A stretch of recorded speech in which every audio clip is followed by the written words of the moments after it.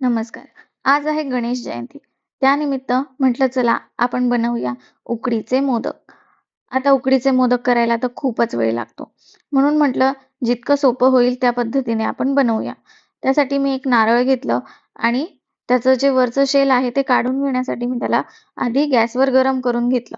मग अशा पद्धतीने जर चमचा टाकून आपण काढलं की ते लगेच निघून जातं. त्यानंतर त्याची जी पाट होती ती मी सोलून घेतली आहे आणि त्याचा आपल्या नॉर्मल किसनीने किस करून घेतला आहे. तर बघा आपल्याला त्याला खवायची सुद्धा गरज नाही. त्यानंतर मी तांदळाचं पीठ घेतलं आहे. त्यानंतर आपण जे किस करून घेतला ओल्या नारळाचा तो किस घेतला आहे. त्यानंतर ड्रायफ्रुट्स घेतले आहे, गूळ घेतला आहे, खसखस, तूप आणि वेलची आणि जायफळची पूड घेतली आहे. आता सगळ्यात आधी आपल्याला बनवायचं आहे सारण. त्यासाठी मी आधी थोडंसं तूप टाकलं. त्यामध्ये मग टाकली आहे मी खसखस. खसखस थोडीशी तडतडायला लागली, की मग आपल्याला त्यामध्ये टाकायचं आहे नारळाचा किस. आता नारळाचा किस जो आहे, तो मी 1 वाटी घेतला आहे. म्हणजे आपलं अख्खं जे नारळ आहे, ते बरोबर प्रमाणामध्ये एकच वाटी आलं आहे आणि सेम प्रमाणामध्ये आपल्याला घ्यायचा आहे गूळ. आता गोड तुम्हाला किती हवा आहे त्यानुसार तुम्ही थोडंफार कमी जास्त करू शकता.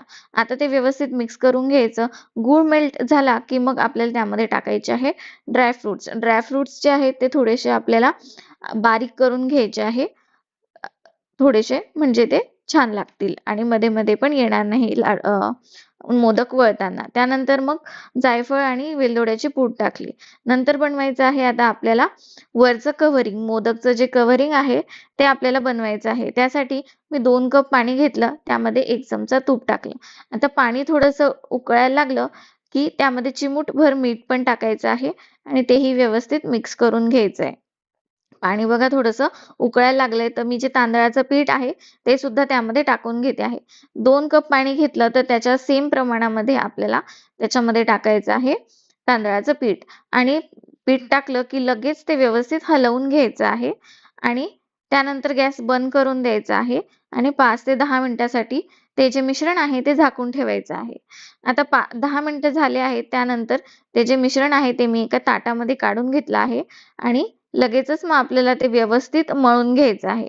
थोडंसं गरम पाणी जे आहे ते आपल्याला काढून ठेवायचं आहे. म्हणजे जर पीठ मळताना आपल्याला पीठ कोरडं वाटत असेल, तर आपण त्यामध्ये ते थोडंसं मिक्स करू शकतो.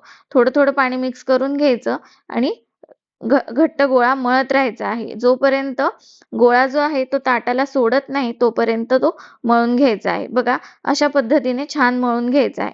त्यानंतर त्याची मस्त अशी एक लाटी करायची. तुम्ही पीठ लावून सुद्धा पारी लाटू शकता किंवा तूप पण लावू शकता. मी इथे पीठ लावते आहे. आता बघा लाटताना असं वाटतंय की पारी बरीच बारीक झाली आहे, पण तसं नाहीये. तर बघा अशा पद्धतीने जाड असली पाहिजे आपली पारी. त्यानंतर मग आपल्याला त्याच्या कळ्या पाडून घ्यायच्या आहेत. तुम्हाला जमतील तितक्या कळ्या तुम्ही त्याच्या करून घ्यायच्या आहेत. किती छोटा, किती मोठा यानुसार आपल्याला लाटी पण छोटी-मोठी घ्यायची आहे.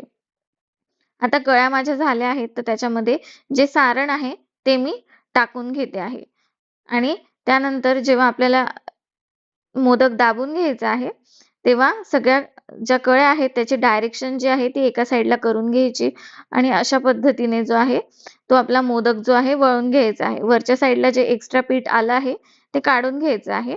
म्हणजे आपल्याला जास्त जाड सारण होणार नाही वरचं कव्हर जे आहे ते आणि मोदक खायला छान लागेल. अशा पद्धतीने मी सगळे मोदक जे आहे ते बनवून घेतले आहे आणि त्यांना मस्त असं केसर सुद्धा लावलं आहे. आता एका स्टीमरमध्ये त्याला आपल्याला 10 मिनिटं वाफवून घ्यायचं आहे.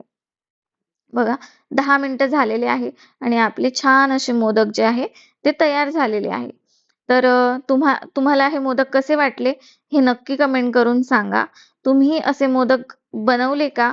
हेही मला कमेंट करून सांगा. ही मोदकची रेसिपी आवडली असेल तर लाईक, शेअर, सबस्क्राईब करा. भेटूया उद्या. बाय.